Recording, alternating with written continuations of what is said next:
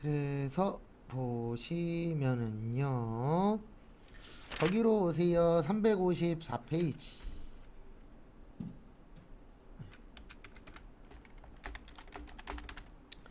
일단 354페이지 위에서 두 번째 줄 보시면은요.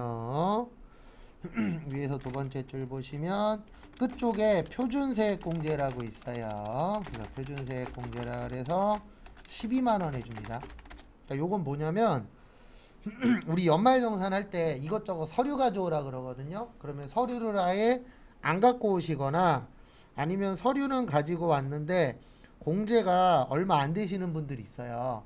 그런 분들은 최소 얼마는 빼주는 거예요. 12만 원은 빼줍니다. 그래서 표준적으로 세금에서 빼준다. 그래서 무슨 세액 공제라고 하세요? 표준 세액 공제. 그 다음에 나머지 건너뛰고 355페이지. 우리한테 필요한 것만 볼 거예요. 아마 이거는 많이 들어보셨을 거예요. 회사 생활 하시는 분들은 많이 들어보셨을 건데 신용카드 공제라고 있습니다. 신용카드 공제라고 있는데 거기 밑에 보시면 신용카드는 15%, 그 다음에 전통시장하고 대중교통은 40%, 그 다음에 현금영수증, 직불카드, 선불카드 이런 것들은 30% 빼주고요. 그 다음에 도서신문, 공연, 박물관, 미술관 이런 것들은 몇 프로 빼줘요? 30%. 근데 이건 안 외우셔도 돼요. 왜냐면 이건 프로그램 안에 다 들어 있습니다. 그 다음에 다음 페이지.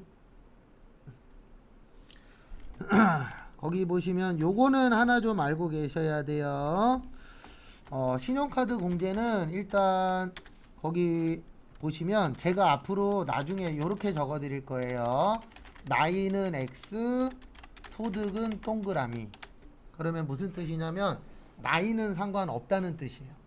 그래서 신용카드 공제 받으실 때는 나이는 상관없는데 소득 동그라미의 뜻은 돈 벌면 안 된다는 뜻이에요. 그래서 돈 벌면 안 되고, 그 다음에 이분들이 쓰신 건 안 돼요. 형제자매는 무조건 안 됩니다. 그래도 우리 같이 살고 있는 형제자매가 있을 수 있잖아요.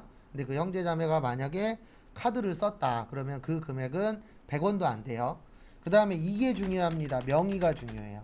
그러니까 우리 카드 밑에 보면은 신용카드 아래쪽에 이름 써 있잖아요. 그 이름이 누구 거냐가 중요합니다. 그래서 형제자매가 써도 공제를 받으려면은 내 카드를 형제자매한테 줘야 돼요. 근데 이건 되게 위험하잖아요. 왜냐면 형제자매분들이 카드 금액을 많이 쓸 수도 있으니까. 어쨌든 법에서는 그렇게 되어 있다라는 거 참고하시고, 그 다음에 거기 보시면 25% 초과해서 쓰셔야 돼요. 그러니까 신용카드 공제를 받으실 때는 몇 프로는 넘기셔야 돼요. 본인 월급의 25%. 그래서 잠깐 예제를 하나 들어드릴게요. 근데 계산은 저희가 하는 거 아닙니다. 시험 때는 컴퓨터가 합니다. 만약에 총급여가 3천만 원인 사람이 있어요. 사람이 있고, 그 다음에 이 사람이 만약에 3천만 원 벌면 2천만 원 정도는 카드로 쓰잖아요. 다른 걸 안 썼다라고 봤을 때. 그러면 계산은 이렇게 되는 거예요. 3천만 원에 25% 하면 750만 원 나옵니다.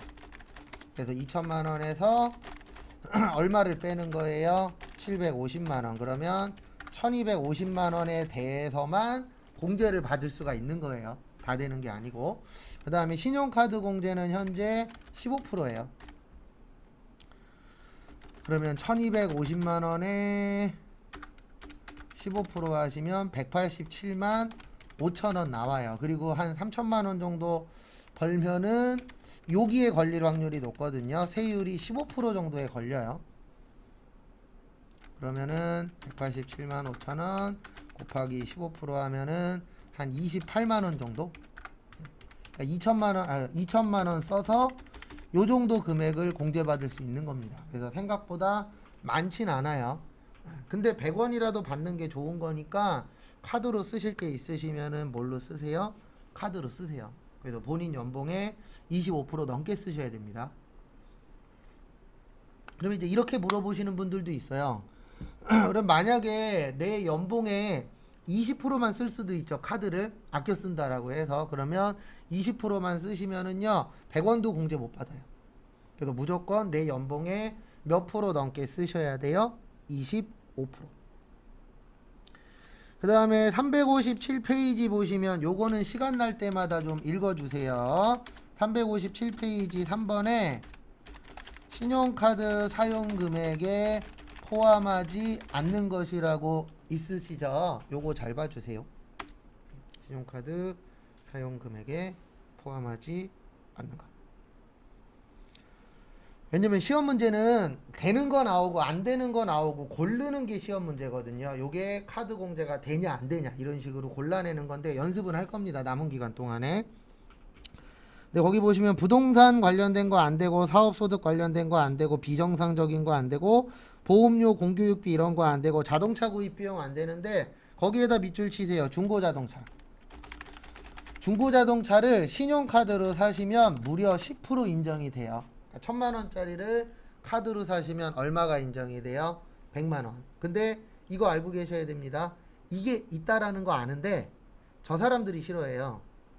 중고자동차 하시는 분들이 이거 안 해주려 그래요. 카드로 할부하는 거 안 해주려 그러고 그냥 대출 받으라 그래요.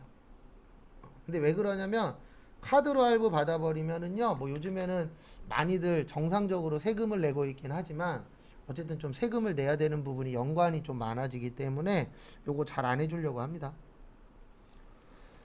그 다음에 지방세법 안 되고 정당 안 되고 외국에서 쓴 거 안 돼요. 우리 종종 외국 나가서 카드 쓰는 경우 있죠. 그러면 신용카드로 100원도 인정 못 받습니다. 외국에서 쓰신 건. 그 다음에 월세액도 안 돼요. 그리고 요거는 나중에 꼭 외워주셔야 돼요. 이중공제.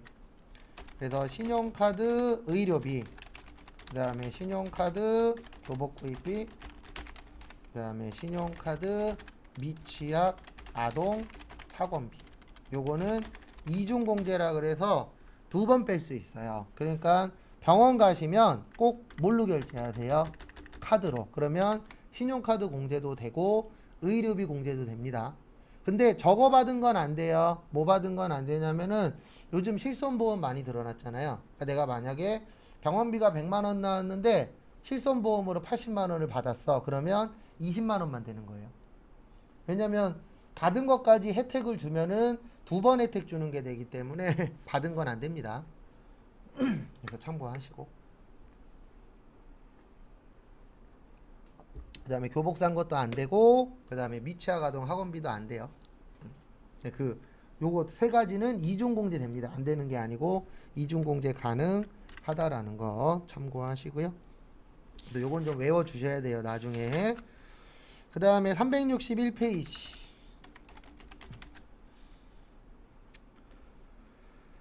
거기 보시면 세율 있어요. 뭐 있으세요? 세율. 그래서 세율은 좀 기억을 해주셔야 됩니다. 그래서 세율은 우리나라 세율은 6%부터 45%까지 있고요. 8단계로 되어 있어요. 그래서 8단계 초과 누진세.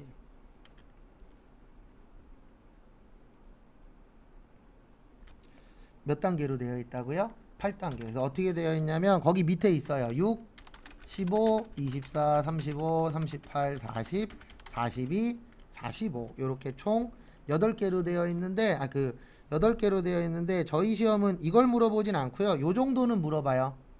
6에서 몇 프로까지 있다? 45%까지. 그거는 좀 기억을 해 주셔야 될 것 같습니다. 6에서 45%까지 있다라는 거 참고를 좀 해 주시고요. 그 다음에 우리나라 그 소득세를 초과 누진세율이라고 해요. 그래서 지금부터 왜 초과 누진세율이라고 하는지 그 부분 관련돼서 설명을 좀 드리도록 하겠습니다.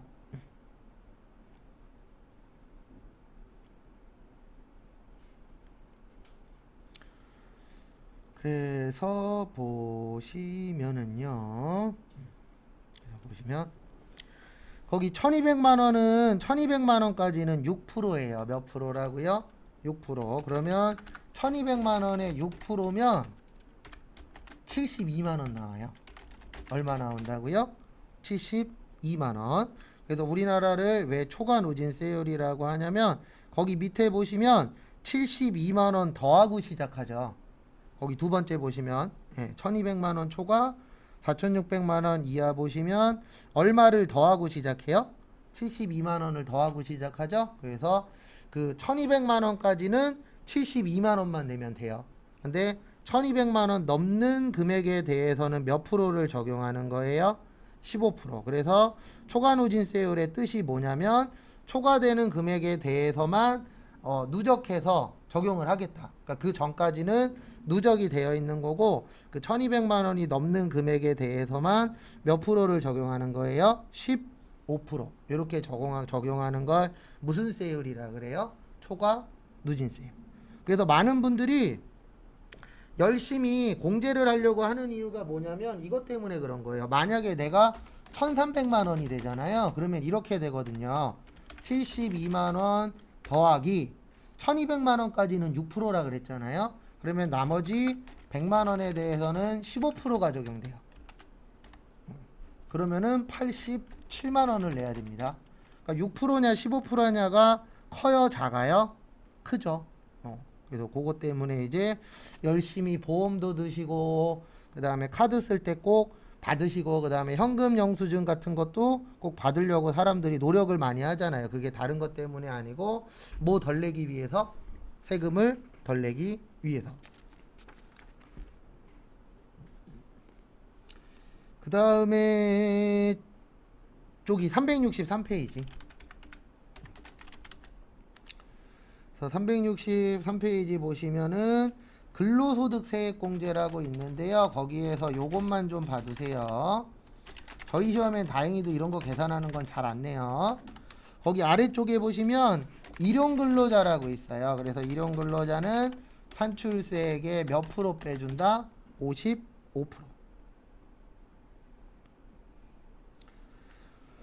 그래서 일용근로자 계산하는 방법을 좀 알려드릴게요. 만약에 일용근로자분이 20만 원을 벌었대요. 일당으로. 얼마를 벌었대요? 20만 원. 그러면 일단 기본적으로 15만 원까지는 비과세예요.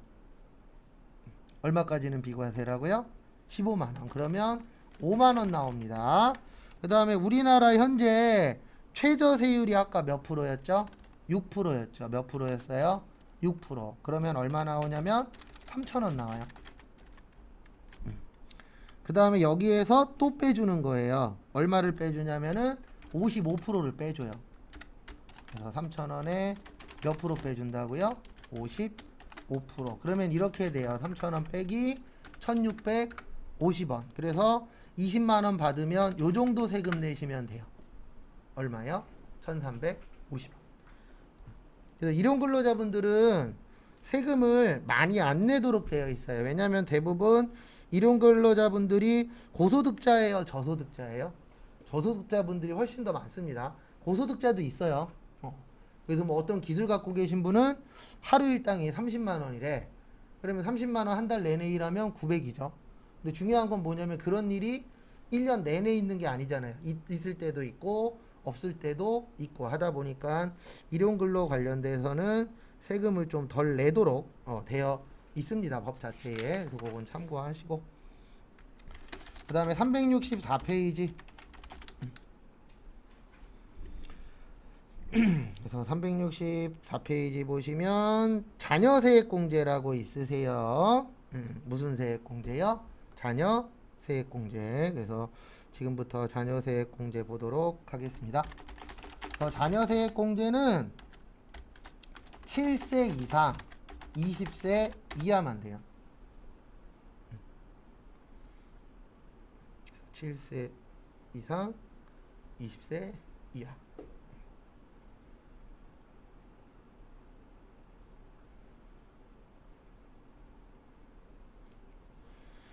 그래서 보시면 왜 7세 이상이냐면은요, 아시는 분들은 아실 건데 1세부터 6세까지는 국가에서 지원금이 나와요. 한 달에 10만 원씩. 그래서 국가에서 이제 지원금이 매달 나오기 때문에 6살까지는 그 지원금도 받고 자녀세액공제까지 받으면 이중공제가 돼버리니까 혜택을 더 많이 주니까 6세까지는 여기에 해당이 안 되고요. 그 다음에 7세 이상 자녀부터는 한 명부터 두 명까지는 15만 원씩 빼줍니다. 그래서 한 명일 때 15만 원, 두 명에 30만 원인데 이게 한 명당이 아니에요. 두 명까지는 15만 원씩. 그 다음에 자녀가 3명 이상이 되면은 그 2명 이상부터는 30만 원씩 해줍니다. 그러니까 만약에 자녀가 4명이야. 그러면 이렇게 되는 거예요. 30만 원. 요건 몇 명까지 30이라고요? 2명. 그 다음에 2명 곱하기 30만 원. 그러니까 2명까지는 자녀 2명까지는 15만 원이고요. 그 이후부터는 30만 원을 해주는 거예요. 그래서 얼마 빼줘요? 120만 원. 근데 법은 이렇게 만들 수밖에 없어요. 왜냐면 유도하는 거예요. 무슨 유도하는 거냐면 애기 많이 낳으면 혜택을 뭐 할게? 많이 줄게. 이런 식으로 해서 유도하는 거라고 봐주시면 될 것 같아요.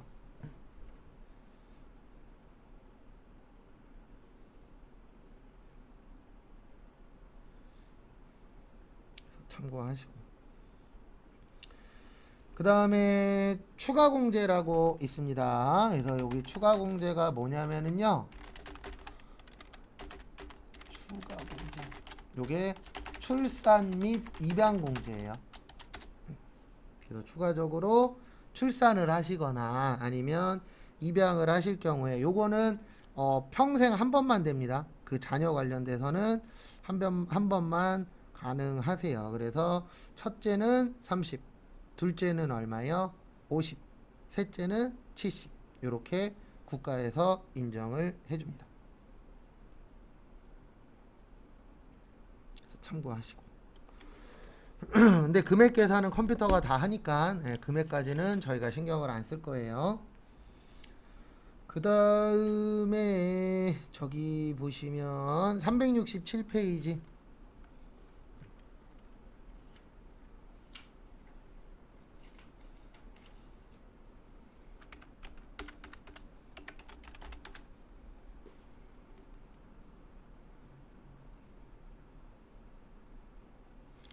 그래서 367페이지 보시면 이제 보험료세액 공제라고 있어요. 요거는 실기하면서 설명을 여러 번 드릴 건데요. 요 보험료세액 공제에서 알고 계셔야 되는 건 나이 동그라미 소득 동그라미. 그래서 이게 무슨 뜻이냐면 나이도 봐야 되고 소득도 봐야 돼요. 그래서 나이도 맞아야 되고 소득도 맞는 분들만 보험료 공제를 받으실 수가 있다라는 거 참고하시고, 그 다음에 보험료 공제에서 주의하셔야 되는 거는요, 요것만 가능합니다. 보장성 보험만 가능해요. 우리가 보험이라는 건 크게 두 가지로 봐요. 보장성 보험이 있고 그 다음에 저축성 보험, 요렇게 크게 두 가지로 봅니다. 그래서 거기에서 무슨 성만 된다고요? 보장성만. 참고하시고. 그 다음에 넘어오세요. 368페이지.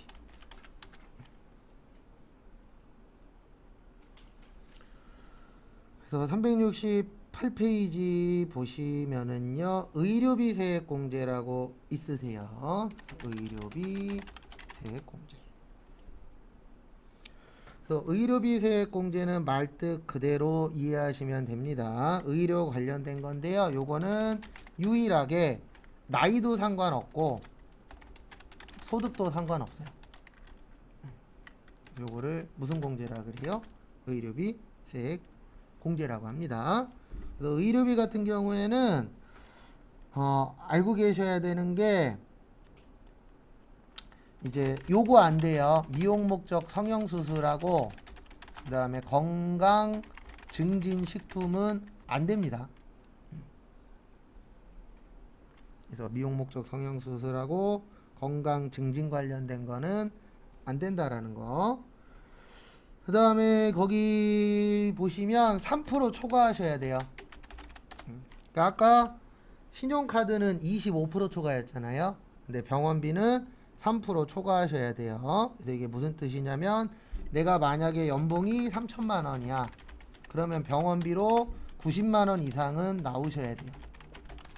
90만 원은 넘어야만 공제를 받을 수가 있습니다. 그래서 결론은 뭐냐면 나는 1년 내내 안 아파. 그러면은 의료비 공제는 못 받을 확률이 높아요. 그러니까 일정 금액 이상 써야만 국가에서 인정을 해주신다라는 거 참고하시고요.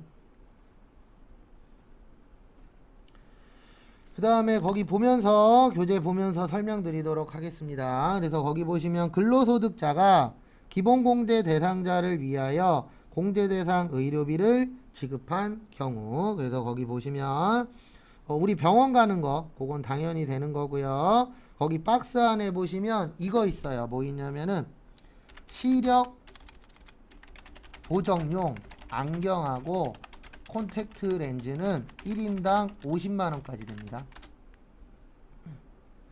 1인당 얼마까지 된다고요? 50만 원. 그 부분 참고해 주시고요.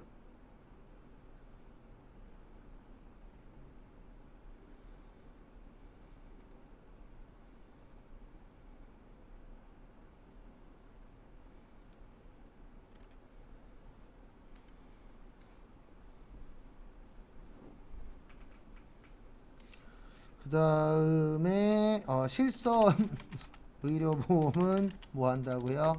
제외.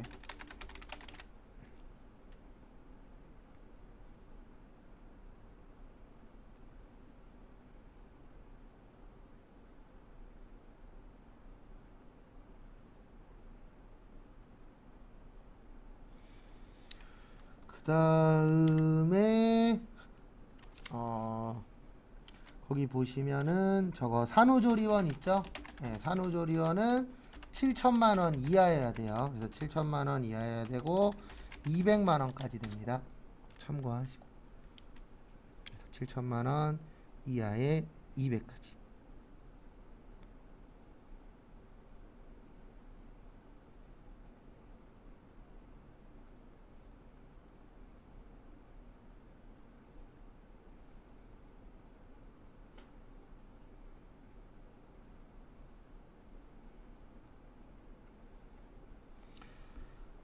그래서 그거 좀 봐두세요. 그 다음에 369페이지 의료비 세액공제.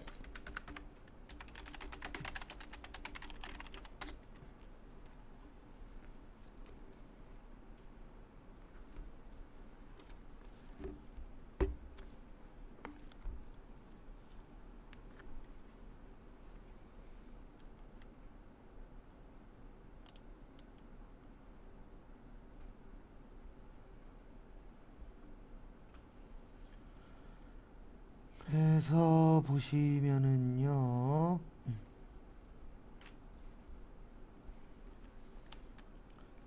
의료비 세액공제가 아니고 이제는 교육비 세액공제죠. 왜 의료비라고 써놨냐? 교육비 세액공제 보시면은요, 일단 교육비 세액공제는 나이 상관없어요. 왜냐면 우리 대학교 가면 대부분 20살 넘잖아요. 대학 다니다 보면. 나이는 상관없고 소득은 봐야 됩니다.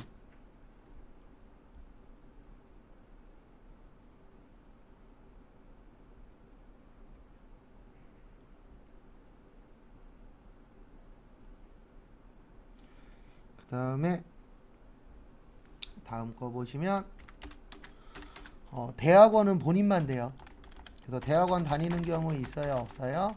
있죠. 그래서 대학원은 본인만 가능하다라는 거 참고하시고, 그 다음에 보실 게 이분들 건 안 돼요. 직계존속. 직계존속이 부모님이라 그랬죠? 그래서 요것만 가능합니다. 장애인 교육비만 가능해요. 그래서 직계존속은 안 됩니다. 부모님 교육비는 인정 못 하겠대요. 법에서. 그 다음에 교복 구입비는요. 1인당 50만 원까지 되고요.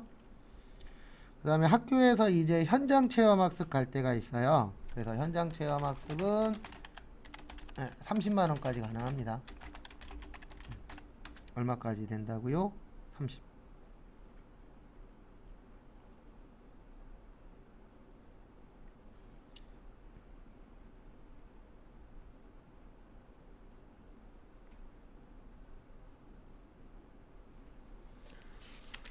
그래서 거기 교재 보면서 또 설명드리도록. 그리고 유일하게 외국은 교육비만 가능해요. 유일하게 교육비만 됩니다. 뭐 아까 잠깐 봤지만 신용카드를 외국에서 썼다거나 이런 거 다 안 돼요. 근데 유일하게 누구만 된다고요? 네, 교육비는 됩니다. 외국 나가서 쓰는 거. 근데 이건 그냥 제 개인적인 생각인데 실질적으로 외국 나가서 교육 받으려면 돈이 많아야 되잖아요. 근데 법은 누가 만들어요? 국회의원이 만들어요. 근데 국회의원 주변에 본인 자녀들 포함해서 국회의원 주변에 해외 나가서 공부하는 애들이 많겠죠. 실질적으로. 그러다 보니까 이제 약간 요거는 서민들하고는 좀 관련 없는 부분이 돼버리긴 했는데 어쨌든 뭐 기러기 아빠분들 때문에 외국 교육비 가능합니다. 그래서 그거 참고해 주세요. 그 다음에 또 다음 거 보시면은요. 저기로 오세요. 370페이지.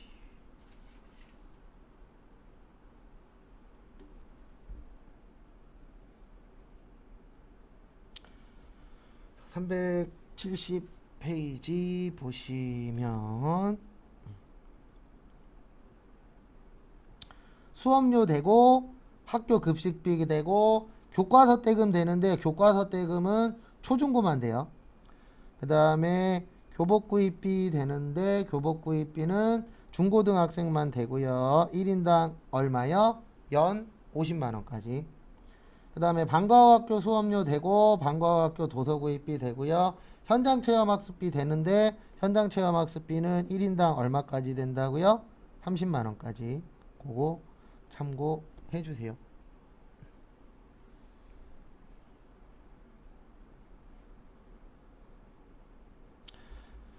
그 다음에 거기 밑에 보시면 직업능력 개발 훈련비 세액공제라고 있습니다.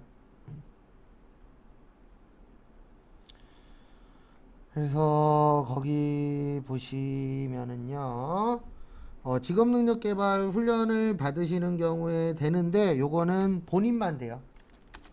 그래서 그 직업능력 개발 훈련 시설비는 누구만 된다고요? 본인만 가능하다.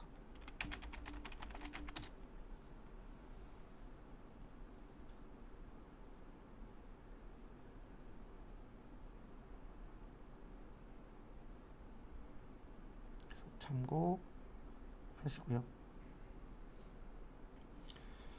그 다음에 장애인 특수교육비 되고 그래서 몇 가지 좀 외워주셔야 됩니다. 그래서 참고하시고 그 다음에 372페이지 거기 보시면 기부금 세액공제라고 있어요.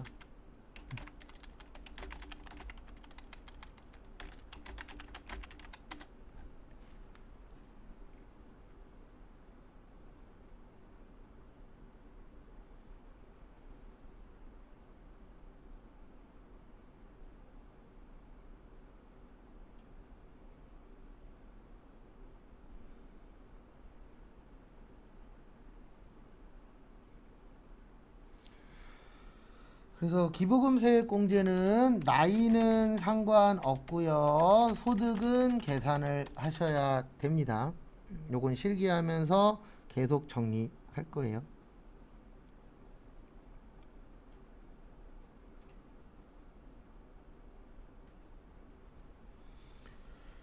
그래서 기부금 세액공제에서는 조심하셔야 되는 게 이거 종류가 너무너무 많거든요.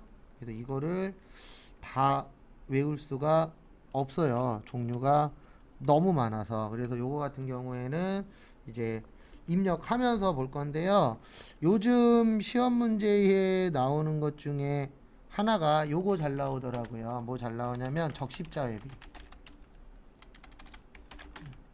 참고로 적십자회비는 기부금은 총 4가지가 있어요. 정치자금 기부금이 있고 정치자금 기부금은 본인만 됩니다. 그리고 적십자회비는 법정 기부금이에요. 그 다음에 이제 법정 기부금이 있고요. 그래서 법정 기부금은 누구만 된다고요? 요건 이제 국가 관련된 거예요. 누구와 관련된 거라고요? 국가와 관련된 거. 그래서 참고하시고, 그 다음에 지정기부금이라고 있고, 그 다음에 종교단체기부금이 있어요. 그래서 지정기부금을 다른 말로 종교단체외라고도 합니다. 그래서 이런 식으로 나누어진다라는 거 참고하세요.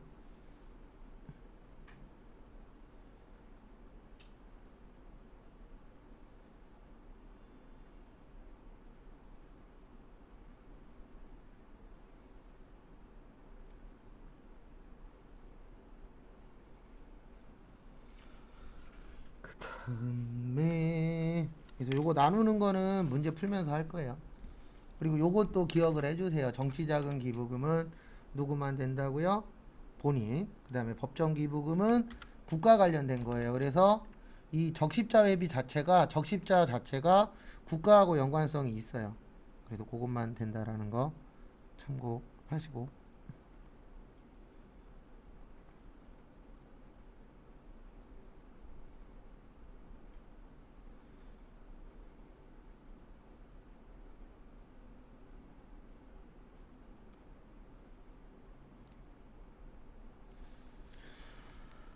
그 다음에 374페이지 위에 보시면 월세액 세액공제라고 있습니다. 보시면 월세액 세액공제.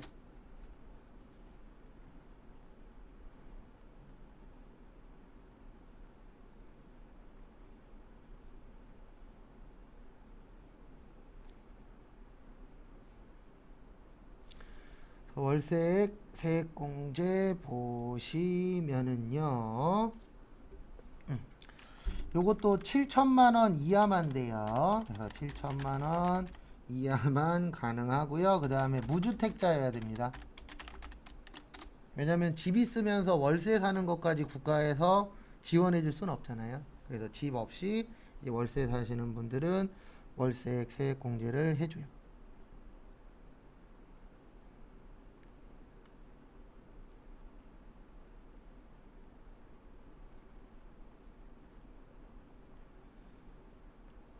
그 다음에 밑에 있는 정치자금 세액공제는 정치자금 기부금은 누구만 가능하다고요? 본인만. 그것도 좀 참고해 주시기 바랍니다. 그 다음에 이제 2장 남았어요. 그래서 2장 보고 그 다음에 실기 오늘부터 조금 할 겁니다. 우리 빨리빨리 나가고 기출문제를 많이 풀 거예요. 기출문제 위주로. 그래서 375페이지 보시면은요, 거기 보시면 요렇게 쓰여 있는 게 있어요. 어떻게 쓰여 있냐면은 중간예납이라고. 그래서 중간예납은 말 그대로 세금을 중가운데에서 내는 겁니다. 그래서 중가운데에서 걷는 이유는 대표적으로 이것 때문에 걷는 거예요. 뭐 때문에 걷냐면은 돈을 미리 받는 효과가 있을까요? 없을까요? 있겠죠. 그래서 국가 입장에서는 미리미리 받아서 쓰면 좋잖아요. 그래서 그런 부분들을 위해서 이제 중간예납이라는 걸 하는데 이렇게 되어 있어요. 1월 1일부터 6월 30일 거를 11월 30일까지 납부하도록 되어 있어요. 근데 이거 부가세에서도 잠깐 설명을 드렸었는데요. 법에는 이렇게 되어 있습니다. 어떻게 되어 있냐면 중간 예납 고지납부라고 되어 있어요. 고지납부면 뭘로 내는 거예요? 고지서로 납부하는 겁니다. 뭘로 납부하는 거라고요? 고지서.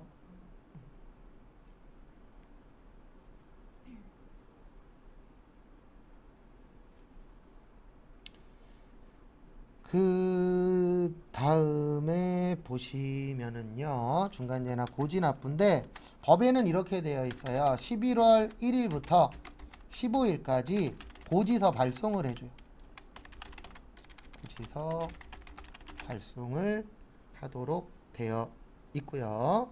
그 다음에 11월 30일까지 고지서 납부를 하셔야 됩니다. 그래서 법에서는 이렇게 되어 있으세요. 그 다음에 보실 게 이건 부가가치세도 똑같아요. 그래서 부가세도 똑같은데 뭐냐면은요, 30만원 미만이면 고지서 발송 안 합니다. 이거는 부가세도 어때요? 똑같아요. 그래서 30만원이 안 되면은 낼 필요 있다 없다? 없다라고 되어 있다라는 거 참고하시고요.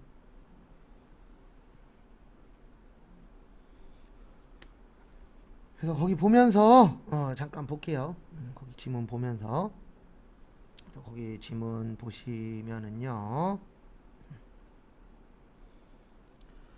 중간예납 납세지 관할 세무서장은 종합소득이 있는 거주자에 대하여 1월 1일부터 6월 30일까지, 왜 그러냐면 중간이니까 반이잖아요. 그래서 1년에 반이면은 6개월이죠. 그 다음에 왜 11월 30일까지냐면 소득세는 5개월 이후에 내요. 그러니까 5개월이 되는 때까지 내기 때문에 6월에 5개월 후면은 11월이죠. 그래서 11월까지 마무리해라, 이렇게 되어 있습니다.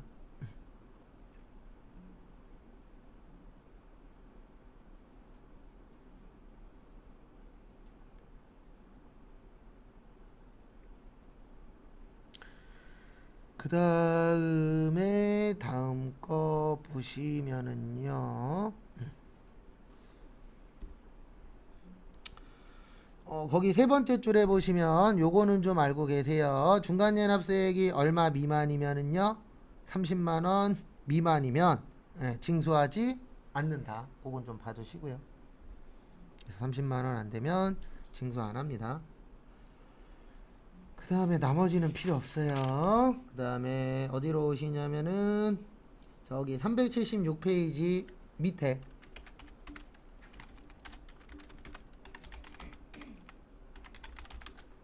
376페이지 밑에 보시면은요,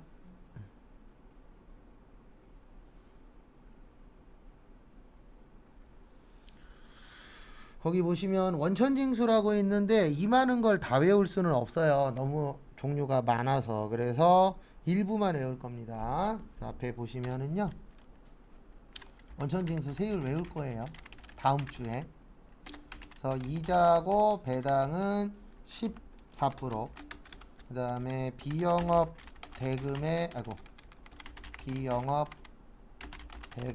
이익은 25%. 그 다음에 사업소득의 인정 용역은 3%. 그 다음에 봉사료 5%. 마지막으로 기타 소득은 소득금액의 20%. 이렇게 외울 거예요. 왜냐하면 다른 것도 나오긴 하는데 거의 시험 문제 10번 나오면 요 안에서 8, 9번은 내시더라고요. 그래서 이렇게 해서 저희는 좀 외울 거라는 거 참고하시고, 그 다음에 378페이지. 이번 시간에는 저기 프로그램 세팅까지만 잡을 거예요. 그래서 저거 다운 안 받으신 분들은 다운 좀 받아주세요. 제가 전산세무 2급 기출문제도 보내놨거든요, 며칠 전에.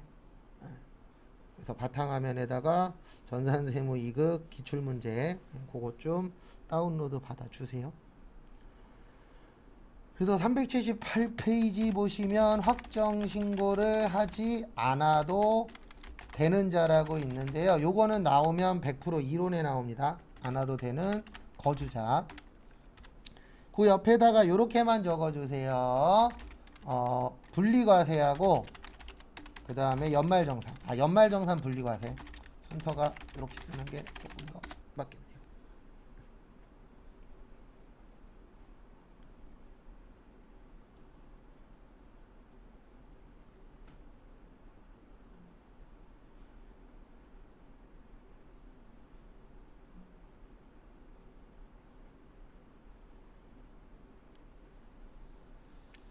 연말정산하고 분리과세만 있으면 확정신고를 할 필요가 없어요. 왜냐면 이거 다 국가한테 세금 낸 거거든요.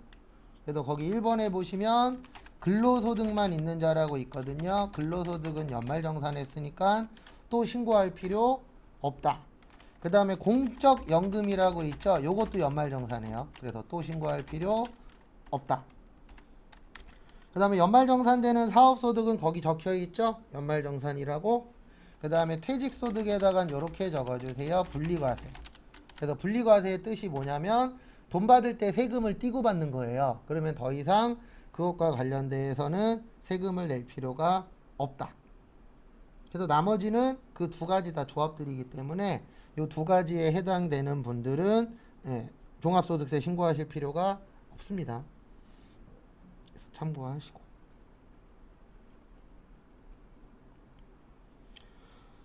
그 다음에 거기 밑에 보시면 과세표준 확정신고기한이라고 있거든요. 우리 그 소득세 과세기간은 이렇게 되어 있다 그랬어요. 1월 1일부터 12월 31일까지. 그리고 예외는 사망하고 뭐가 있다고요? 출국. 이렇게 이제 나누어져 있는데 거기 보시면 거주자가 사망한 경우, 그래서 사망하셨을 경우에는 법에서 6개월 안에 마무리 지으라고 되어 있어요. 그래서 거기 보시면 상속 개시일로부터 몇 개월이 되는 날까지 마무리하래요. 6개월. 이거는 법에 정해져 있습니다. 그래서 6개월까지는 마무리를 하셔야 되세요.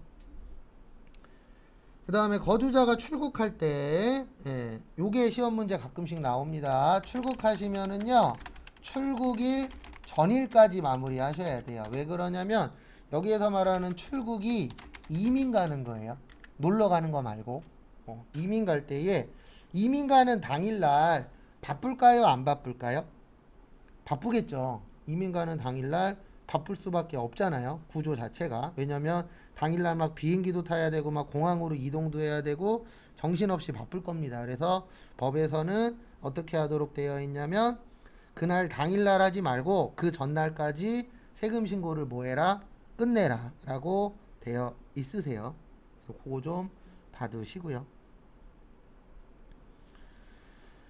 그 다음에 실기 관련돼서 좀 설명을 좀 드릴게요. 제가 전산세무 2급으로 뭘로 보내놨지? 잠시만요. 제가 메일을 보내놨는데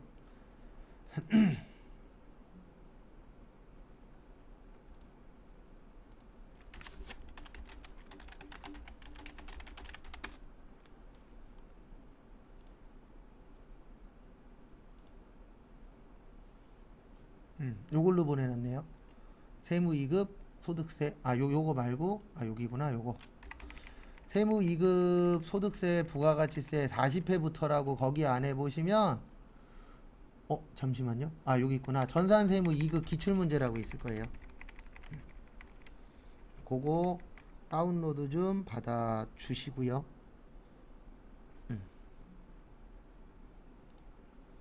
그래서 이거 회계 때 썼던 거랑 똑같아요. 그거 다운 받아 주시고요. 첫 번째로.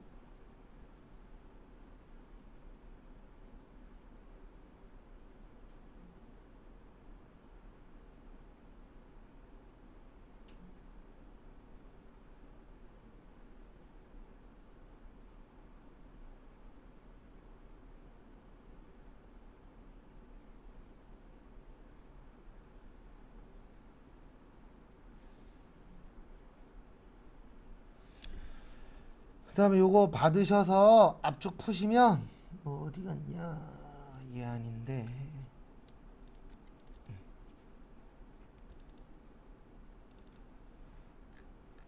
여기 가운데쯤에 요거 있을 거예요. 2021 패스 1 전산세무 2급 백데이터. 요거 있으면 돼요.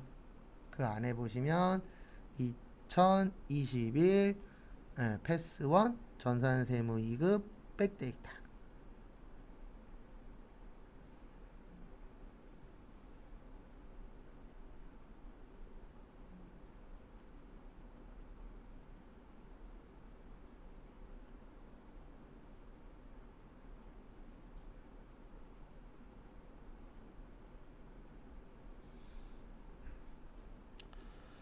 그래서 요거 찾으신 분들은 여기에서 더블 클릭하시면은 요거 있어요. 위에 2021 패스 1 전산 세무 2급 백데이터 거기에서 더블 클릭.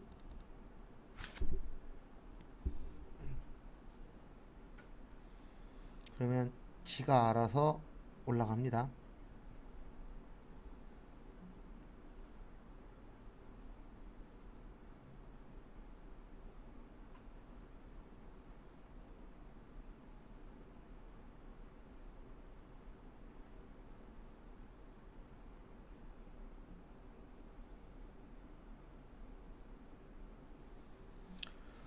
그 다음에 혹시 요게 뜨면은 안 뜨는 컴퓨터가 더 많을 건데 혹시 뜨면은 요렇게 해주세요. 여기 누르고 그 다음에 예.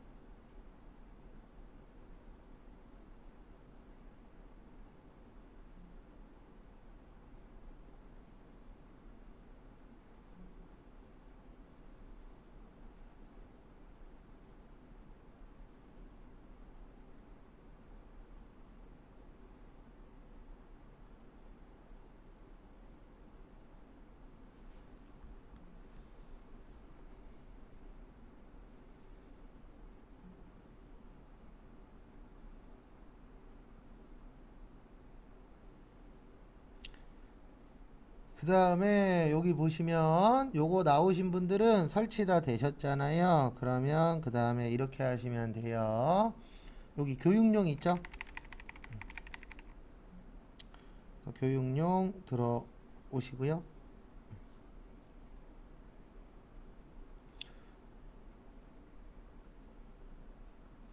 그 다음에 왜 안 나와 교육용?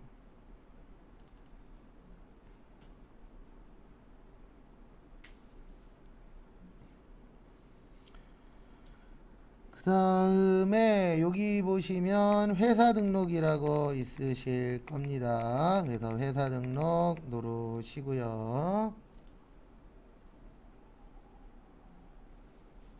그 다음에 여기 위에 보시면 무슨 코드 재생성이요? 회사 코드 재생성. 그 다음에 뭐가 나오면 설치 잘 하신 거냐면은요. 어디가 뜨라. 여기 있구나. 2200 유투 실험 나오면 설치 잘 된 거예요. 요거 2200 유투 실험. 그래서 순서 간단하게 한 번 더 설명드리면 그 다운로드 받으신 거 거기에서 어디갔냐 내 거는 여기 있구나. 여기에서 전산세무 2급에서 요거 위에 거 백데이터 실행하시고 그 다음에 여기 교육용 가셔서 회사 등록 누르시고 요 위에 회사 코드 뭐야 재생성 하시고 그 다음에 여기 들어갔을 때 2200이 있으면 2200 무슨 실업이요? 유투 실업. 2200 유투 실업이 나왔네. 그러면 설치는 잘 하신 거세요. 그 다음에 여기까지 보시고 잠깐 쉬었다가 4시에 신호 확인하고 그 다음에 실기 좀 하도록